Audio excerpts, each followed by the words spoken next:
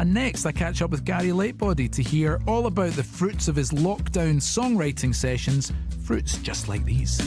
God, I wish that you could see me through these arranged horizons. I'm still reaching out to you. Snow Patrol and the Saturday Songwriters with Reaching Out to You, taken from this new EP of theirs, the Fireside Sessions, which is out on the 21st of August. The whole thing, a really interesting lockdown project written and recorded on Insta Live songwriting sessions that Gary led during the last few months. And you may remember that Gary was one of the first people I spoke to for what is now this slightly adapted version of the Quay Sessions when lockdown began all those months ago. And he was just then in the very, very early stages of collaborating online with fans for songwriting sessions each weekend. It was a way to keep the creativity flowing and the head a little saner during what was, of course, a very challenging time. So when we caught up again this week, just on Monday night, in fact, I started by asking him to tell me again how the idea came about. I just had this feeling, to be honest with you, that it might work to write a song online. And I wanted to see, I was just going to do one. And it happened to work really well the first time.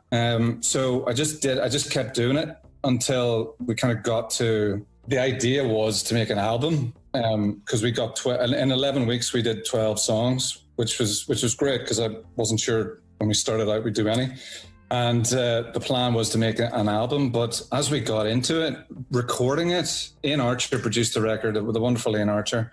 And, you know, you have to send it to everybody in different cities. They recorded it in their garage or living room or cupboard and then send it back to Ian. It was 20-hour days. Ian was working for about 4 weeks, and that was just to do 5 songs for an EP. So I mean, there's no way of doing an album under these circumstances, really.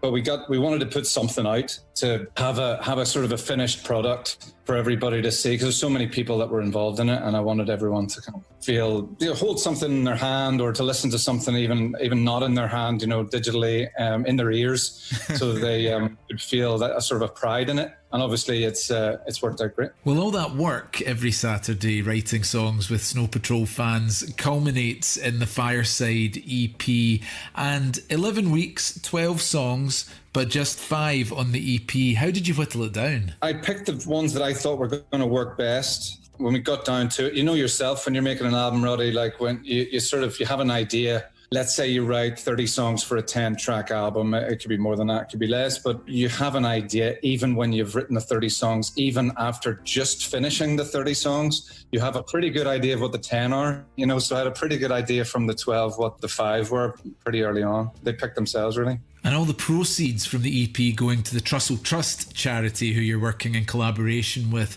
Tell us why that was a cause close to your heart, Gary. I know that the demand for food and for food banks is very, very high right now. So, and Trussell's do an amazing job as well, and get that and use the money that they get, any money that they get, they use it sort of almost immediately. It doesn't sit in an account somewhere. They try and get that money sort of that food, turn the money into food and get the food circulating in the communities across the UK as fast as possible. So I thought that was a good charity. They are a fantastic charity. Absolutely. And another cause I see Snow Patrol have been supporting during these challenging times is LetTheMusicPlay, which very much highlights the importance of keeping live music venues alive and supported. Yeah, absolutely. And I think not only venues, and venues are important, of course, and I know you'll feel the same way, Roddy, but like struggling artists and struggling freelancers within the music community, and the need for support goes across everything. Obviously not just music, obviously not even just culture, it goes across everything, and it's important that the health and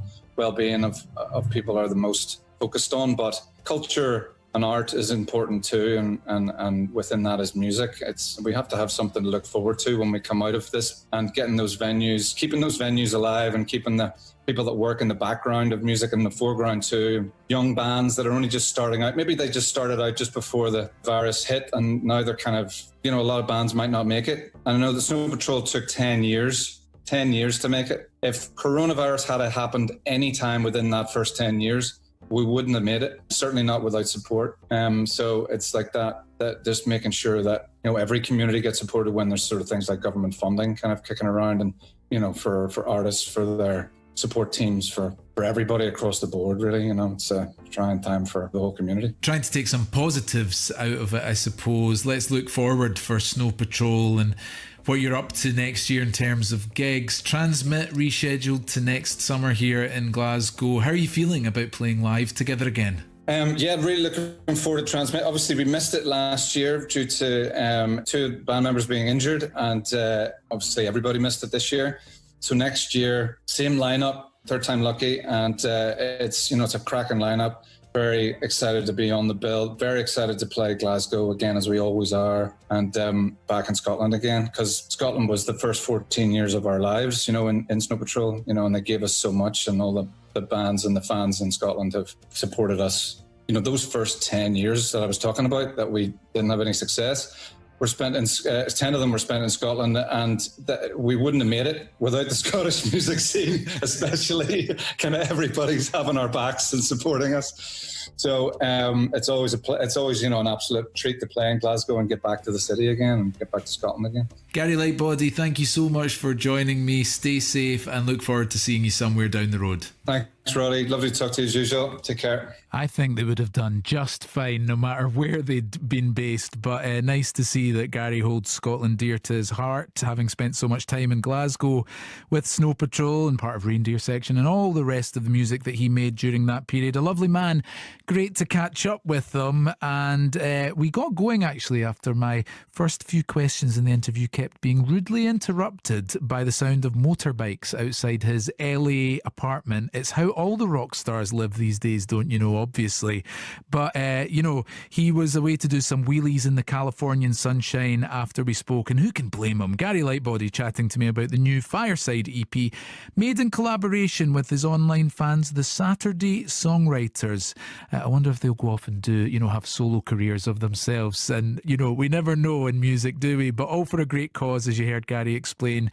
He's a top man. And a shout out to Olivia J. Fox, listening in LA, in touch with us, who tells us she is in fact one of those aforementioned Saturday Songwriters. I wonder if Olivia was recognising lines and ideas that she contributed to in the songs that came from that Gary conducted. A very cool thing to be part of. Hope you enjoyed the interview, Olivia. We're going to play more things from the EP in the coming weeks.